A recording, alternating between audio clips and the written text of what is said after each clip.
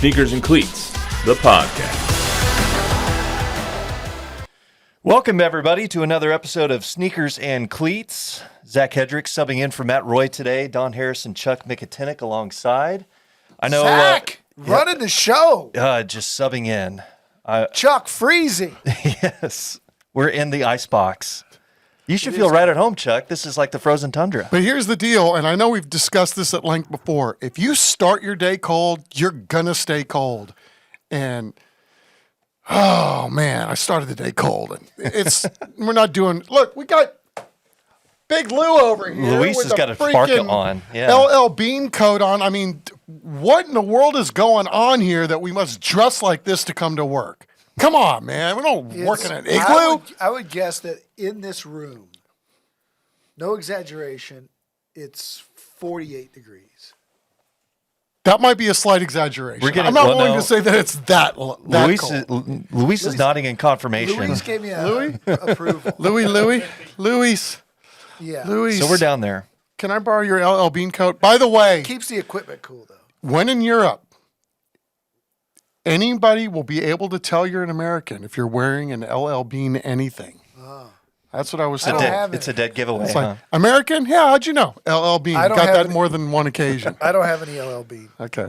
Well, it's fitting that we're kind of in the mid-60s for podcast episodes because we're in that neighborhood, at least temperature-wise here, probably lower than that. 65, we always start with the number game. Wrote a few down here, mostly offensive line. I know y'all talked about that on Tuesday. We're in the offensive line realm. Some defensive guys, too. Elvin Bethea, That's a good one. former Houston Oiler, Hall of Famer. Nice. Right? Yeah. Tom Mack.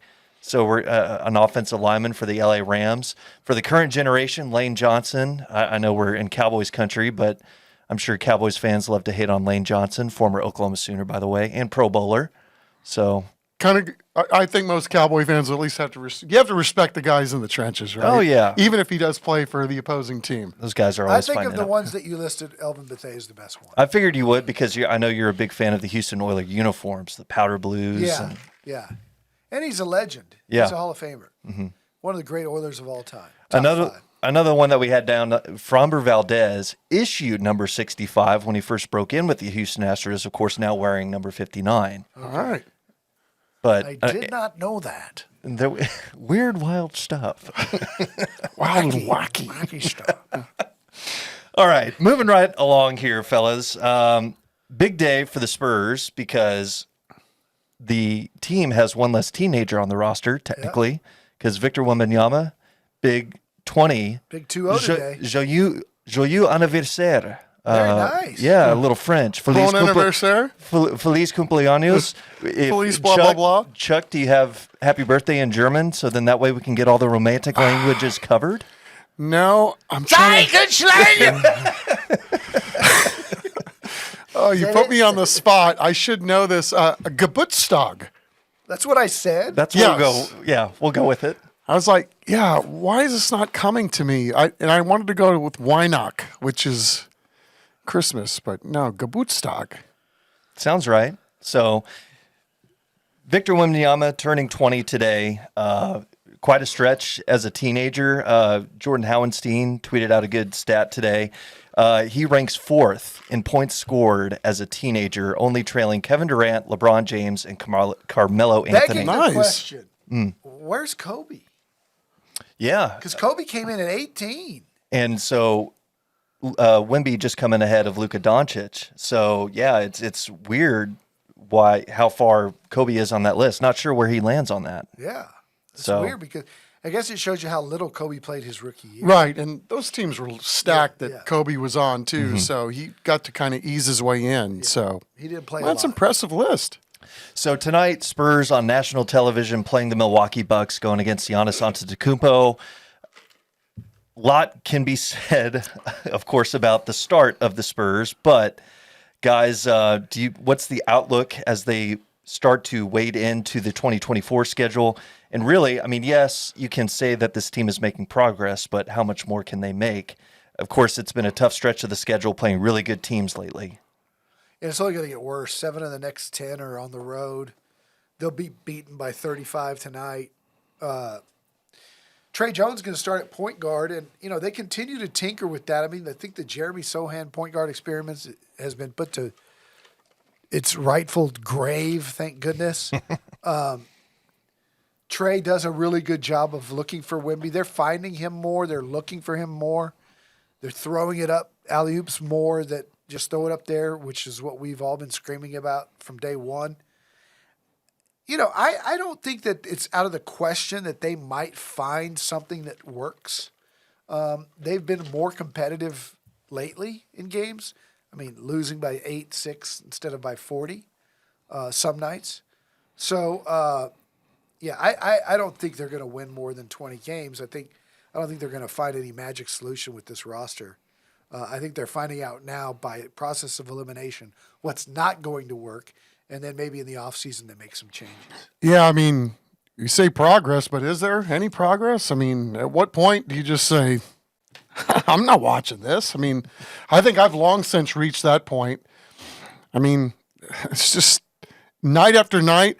There are flashes, and I thought you had some interesting points today on Sports Weekly talking about that, where you're talking about the entire NBA where you play a 60-minute game and boy, you sure can find some great flashes and some highlight dunks and some, alley-oops or three-pointers that are amazing in these 15, 20-second bursts. But what are you going to do the other 59 minutes and 10 seconds? And so that's, I thought was apt. I mean, that's kind of where I'm at. It looks nothing like what I've been trained to look for and what you've been trained to look for and what we've all seen living in this town for 30 years and how it's supposed to be done.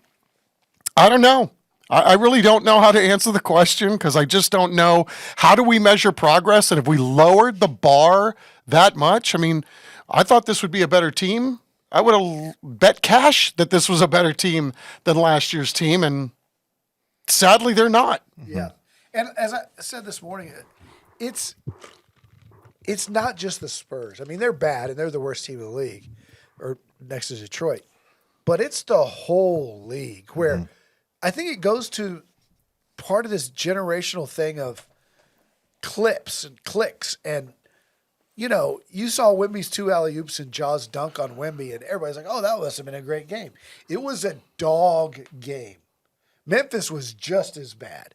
And every single night in the NBA, if you eliminate the Bucks, Celtics, Warriors, Heat, Thunder, maybe, about 5 or 6 teams. It's this AAU open gym run. And that's the devolving of the NBA. I was talking to Sean Elliott and Malik Rose about it last week. They are so beside themselves with like Pop would have never allowed us to get away with what he allows. And they said, but at the same time, they didn't criticize Pop because they said, you can't coach these guys anymore the way we were coached because they go into a shell. They ask to be traded. They're so entitled. A lot of them have the leverage to do whatever they want, go play wherever they want. And so remember Pop would start a game off and call timeout 30 seconds in and just light somebody up? Right. Ask Malik, right? He'd sit for 30 days because he did something wrong. And you can't do that anymore because these guys whine and cry and quit. So it's interesting. The whole league's going downhill in a hurry. Well, and to go back a little bit real quickly, I know Pop said after one of the games recently, it's looking like it's time to make some changes, if he can't find any consistency. I guess Trey Jones starting at point guard is maybe one of those. We'll see how long that lasts and everything. But another comment made by another head coach, former Spurs, Steve Kerr, again around Christmas, saying we're legislating defense out of the league. I just was curious on y'all's thoughts on those comments. It's exactly what I was talking about. It's like because of that, this is what we have. Open gym run, wide, crazy threes. Devin Vassell takes more insane contested threes than anybody I've ever seen. And it's maddening to watch.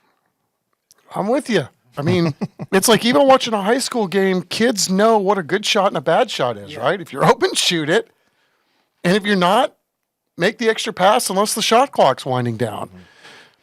I don't know. I don't know where you go to start to clean some of this stuff up, but it's really, really, really hard on the eyes. Sounds like we're all looking at they're going to be ending up around the 25-30 win mark by I wouldn't season's even. end. I would not say even. that. I mean, it's. Okay.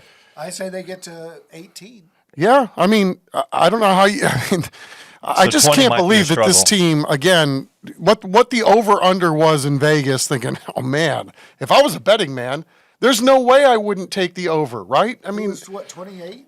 it was something like that. It's like It was this mid is 20s, I think, at the season Yeah. start. Yeah, and I said go pick 40. I said let's go with 40.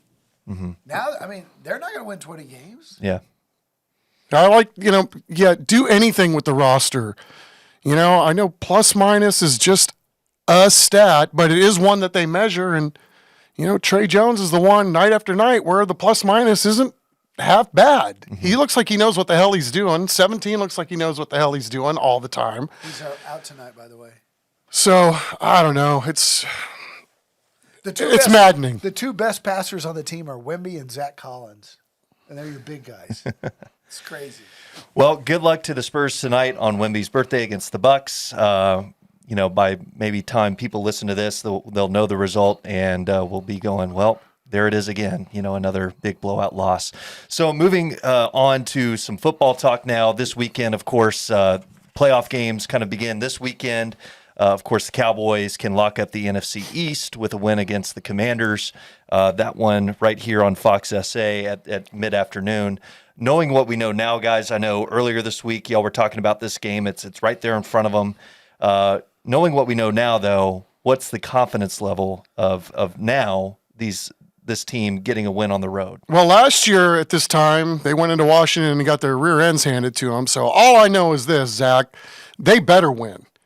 If they know what's good for them, they better win because McCarthy puts all of his eggs in one basket every single year, December football, yada, yada, yada. I get it. I'm in agreement with them. But they were 2-2, and, if you don't get the 2 seed, then you ain't going to be long for the playoffs. You might be able to win one game on the road. You're not going to be able to win multiple games on the road. At least I don't think they're going to be able to. There's nothing over the last month that says that them not having home field is going to dictate them going to the Super Bowl.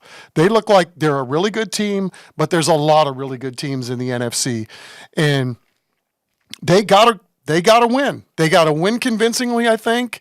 And then they better hope the 49ers lose. But the bottom line is, if they get to the postseason with the 2 seed, they've only got to win a road playoff game and not multiple ones.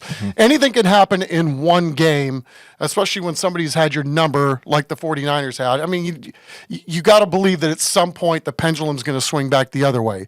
But having said that, if they somehow find a way to blow a game where they're a 2-touchdown favorite on the road, where, by the way, they are the worst team in the NFC that's already punched its ticket to the playoffs on the road. If they find a way to blow this game on the road, then, I won't say about writing them off, but I don't know, I'm getting worked up just thinking about it. Go there, handle your business, play like you're capable of playing, and then get yourself a couple of home games in the postseason. They're going to win. They're going to beat Washington. But I still don't have confidence in them past the second round, even with home field in the second round against the Lions, the way that they've looked against Buffalo, Miami, and Detroit in the last 3 weeks. Could they lay an egg in Washington? I guess, but Washington's so bad. I think this is a gimme. If they lose to Washington, then there's a good chance they could lose in the first round on the road. And Washington, I mean, if Washington can help themselves out with a loss, they could conceivably grab the number 2 pick in the draft coming up. So it kind of behooves them. There's no reason for them to try to win. Yeah. I mean, I know all the talk with McCarthy, and Chuck, you and I have talked about this. It's like, what better way for the Commanders to go out by just playing spoiler? And we saw what happened in Washington last season in the last week of the regular season, where the Cowboys just look hapless. And the Cowboys, to their credit and to McCarthy's credit, because I know that this is a point of emphasis every year, division. They're plus 122 inside their division. That's the highest ratio other than one other team in the last 23 years. They've really handled their business inside the division. please just handle your will. business again this weekend. For the love of God, handle your business. Yep. Well, we'll see what happens Sunday mid-afternoon. Should be, and it's an interesting watch. See if they can, put it all together on the road and, kind of build some momentum. Right. Which, it's kind of been up and down a little bit these past few weeks. So close games, gritty games, messy games, but that's kind of what you expect going into the postseason. Right. Now, I think it just emphasizes again for them home field. Because the Detroit game, do we think they win that game if it's not at home? No. The Miami game on the road, do they win that game if it's at AT&T? Probably. Yeah. Got a better shot. Stay at home if you can, Cowboys, because, other teams, you'd like the Texans' chances in a road game. Not the Cowboys. Get your rear ends back at the house. Great for our travel budget, too. Amen. Well, and you mentioned the Texans, Chuck. The Texans and Cowboys share something similar. They're not very good on the road this season. Great at home, but on the road, it's lacking a little bit. Of course, for the Texans, win and in. It's very simple. Last time, they're going up against the Colts. Of course, this is a Saturday night game. Last time these two got together was back in September. Colts won 31-20. Of course, vastly different teams now. What are you looking for? What are y'all both looking for in this game for the Texans?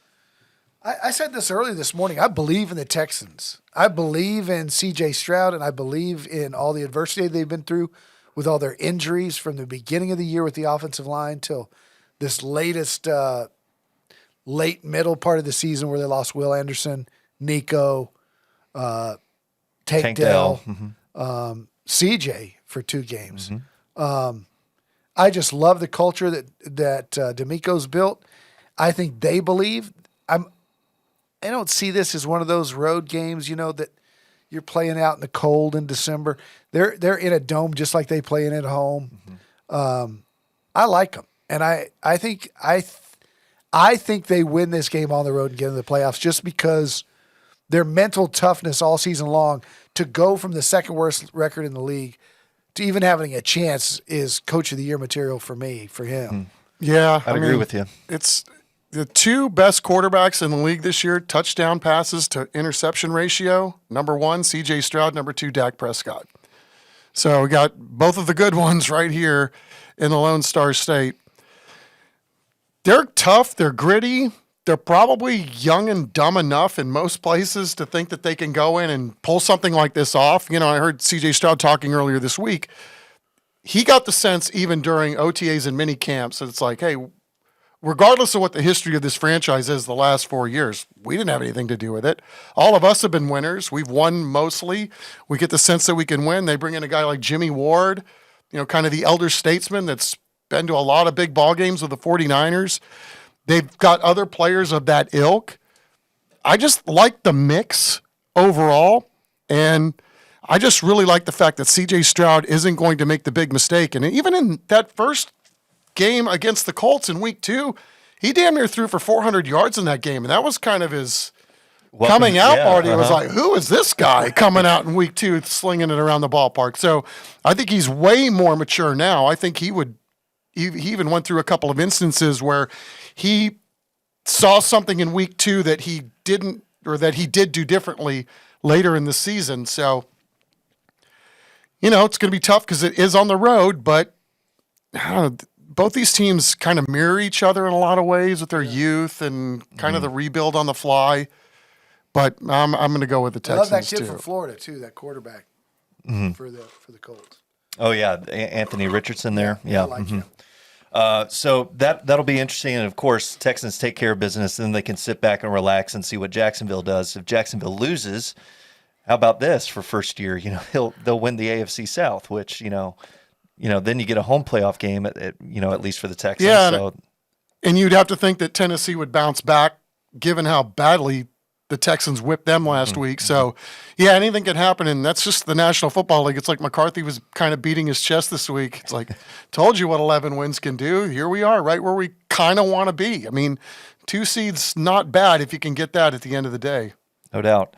Well, that'll, I think, just about wrap it up. A couple more things. I know y'all already discussed it on Tuesday, but looking ahead to next Monday night, Texans Texas Longhorns, coming up just short.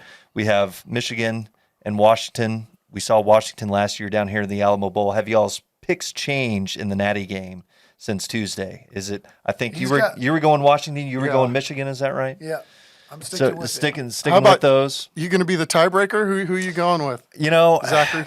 So that's it's really so they're close teams, but then at the same time, it's just like Michigan. I don't think has seen a passer like Michael Penix, but Michigan's defense, man, they put the clamps down against Bama in the fourth. So I think if Penix can have a career day like he did against Texas, where he's just dropping dimes all over the place, I would look at Washington. But I think Michigan, with how things are looking for Harbaugh, I think Michigan gets it done. So I'll pull the trigger on Michigan. Contrast of style is going to make it very fun. I think so as well. I hate you. I can't. And then, of course, a big game for y'all Saturday. Fun day of prep football down at the Dome. You got the All-American Bowl preceding the San Antonio Sports All-Star Game, which I know you guys are excited to call.